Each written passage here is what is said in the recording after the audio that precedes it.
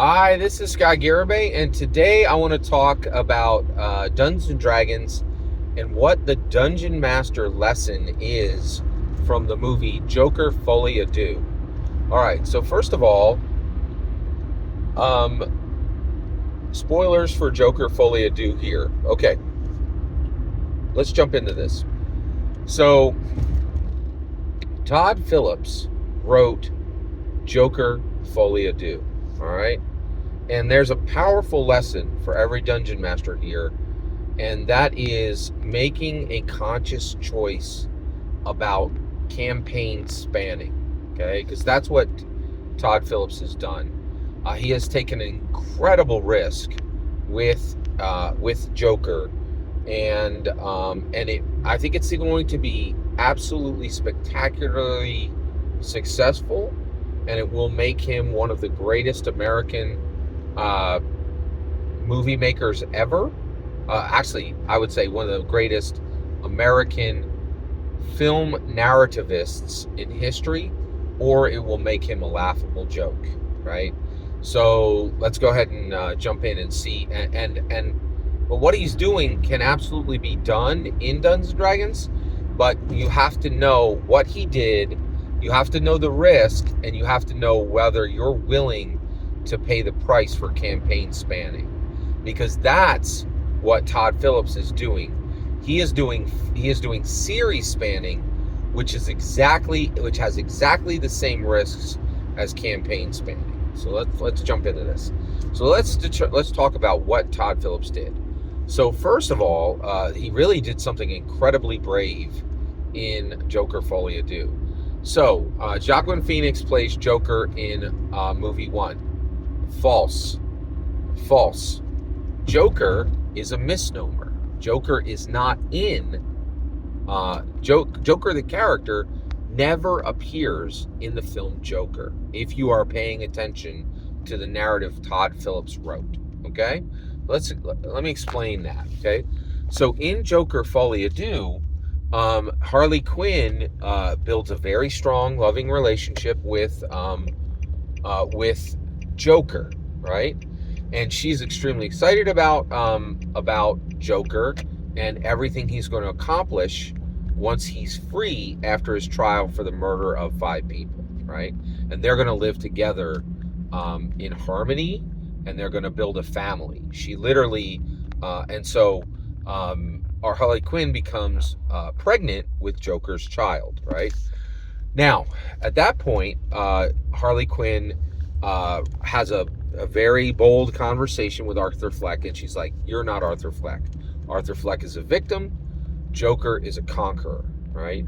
So you need to take control of, fire your lawyer and take control of your own defense, and then get yourself free, and you and I are going to live together, and we're going to have a family, right? So because Arthur Fleck had nothing, but as Joker, you're king and you have everything, right?" So Arthur Fleck does this. He in Joker Folie, and and then he puts on a great defense, and he controls he literally has the jury like clapping and laughing with him. He controls the courtroom, and he really shows his true, who he should be, like Joker the conqueror rather than Arthur Fleck the victim, right? And so then, but at the very end, where he gets to do his final defense, he says, "Listen, everybody, I'm sorry, there is no Joker. I'm just a person who murdered 5 people. And the reality is I murdered 6 people. I'm Arthur Fleck, and I murdered them all. And there is no Joker." He says it flat out, right? So you're like, wait a second. What's happening in this movie, right? So you're coming and seeing, I want to see Joker 2. Well, the reality is you never saw Joker 1, and you certainly aren't seeing Joker 2, right? What you're seeing is this is all taking place in the late 70s, okay? And what you're really seeing is that Joker and Joker Folie are just 2 stories about the real Joker's parents. So the real Joker has not arrived yet, right?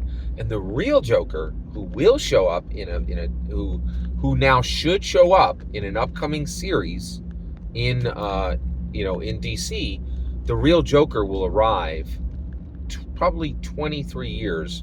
So it'll be like 23 years from 70, exactly in 2000. Yeah, in the year 2000, right? So at this point, and you could also do 2010, or you could even do 2020, right? So we can be introduced to the real Joker. But Joaquin Phoenix never played Joker. He only played Arthur Fleck, someone who impregnated Harley Quinn, and now really Harley Quinn. And this makes sense, right?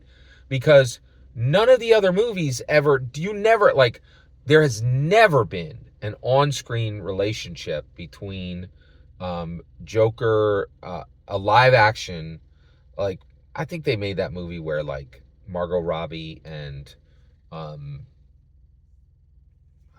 was it? He was in Fight Club, and he was like a rock star, right? Such Jared Leto, right? And that fell flat, right? And the reason why is it didn't connect to this truer narrative that Harley Quinn is actually the real Joker's mother and Arthur Fleck is Joker's father, right? So the reality is the movies were called Joker and Joker Folie, right? And the movie discusses this. It's like, this is a fantasy for these guys. For Arthur Fleck, Joker was never achieved. It was just a fantasy he had. But Harley Quinn saw the power of Arthur Fleck, but Arthur Fleck didn't see the power he had, and he couldn't be the Joker. So Harley Quinn is going to birth the Joker, right? So Joker 1 and Joker 2 are really just jokes on the audience. There was no Joker in any of those films, right? And it's kind of sad because a lot of people dressed up and like, oh, I'm the Joker. No, you're not. You're just Arthur Fleck in a suit, right? The Joker hasn't arrived. Harley Quinn is Joker's mother, and Arthur Fleck is Joker's father, and we're about to see a real Joker, right? And this totally makes sense. This is why Arthur Fleck never used the laughing gas. This is why Arthur Fleck was nothing but a victim most of the time. This is why all of his violence was always accidental, or like, did I do that, right? He's just gesturing at being Joker, and Harley Quinn is building the real Joker inside her, right? Which is cool. That is cool. But it was an incredible risk by Todd Phillips. And the reality is, I don't even think 1/100th of the people who watch the film will understand any of that, right? And so the reality is, there's a chance that this new Joker will never appear in the next, and the reason why is Todd Phillips is never going to get to make that series, right? That's going to have to be made by someone else, because one, Todd Phillips clearly doesn't understand. I think this is exactly why he did this. Todd Phillips doesn't know anything about the Joker. He doesn't have any ability to deliver a Joker, right? But what he could do is he was capable of delivering the true Joker's origin story. And this is a cool origin story. And at this point, we have to hope that the studio executives at DC understand what I just said, the true nature of the story, right? In my humble opinion. Okay. All right. Now, you as a dungeon master, how do you do this, right? So basically, the equivalent of this would be running a 12 to 24 session campaign, then another 12 to 24 session campaign, with the trust that all of the illusion and fantasy that you place in it, right, and misdirection that you place in it, will be understood by one single player at your table, who will then request a new dungeon master to carry your story forward. Incredibly difficult, right? But not worth trying. And that's the interesting thing too. Why was Todd Phillips allowed to do this? Why was he allowed to do such an why was he allowed to do something that only has a 1 in 100 chance of succeeding? Because if it succeeds, it becomes the best story ever told on live action DC ever. Why is he allowed to do this? Because DC live action is pure, utter garbage, right? So why not take a big swing? Why not come out and do something that actually spans series, right? And so I believe Todd Phillips' Joker and Joker Folie is not movies about Joker. It's the most innovative origin story ever done on the Joker, on the DC side or on the Marvel side. If a single and basically what he's done is he's thrown his narrative 100 feet in the air, right? And what's going to happen is if a single executive at DC understands what he did, then they can put the net up, right? And they can catch that person in like a parachute, you know. They could be like, hey, everybody, I actually understand what Todd Phillips just did, right? And we're going to start preparing now for a movie we're going to release 7 years from now, right? And that will use all of the power of American cinema, right? And so then what he's going to do is, or she, that executive, they're going to take that parachute and they're going to run, 150 feet down the road, and catch the narrative that Todd Phillips put up.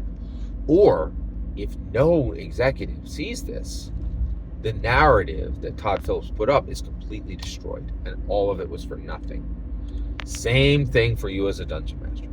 You're running 2 campaigns, each 12 to 24 sessions long, right?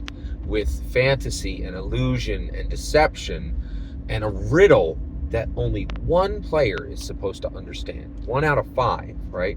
And that player has to have enough chutzpah to actually take your entire narrative, having captured it in notes, right?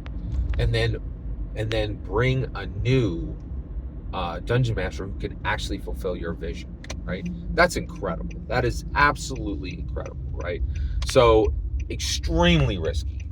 The odds are 99 to 1 that what you're doing will fail, but if it works, it is equivalent to it has the same boldness, the same innovative spirit, and beats the odds in exactly the way Gary Gygax's amazing narrative shattering human improvement engine did in 1974, right? So the reality is this is very long, very risky, but totally worth attempting, in my humble opinion. Every single word you just heard was my humble opinion. The important part is when I get to hear your humble opinion, when you get in the comments and send your traffic. Please consider liking and subscribing, and have a fetch millennium.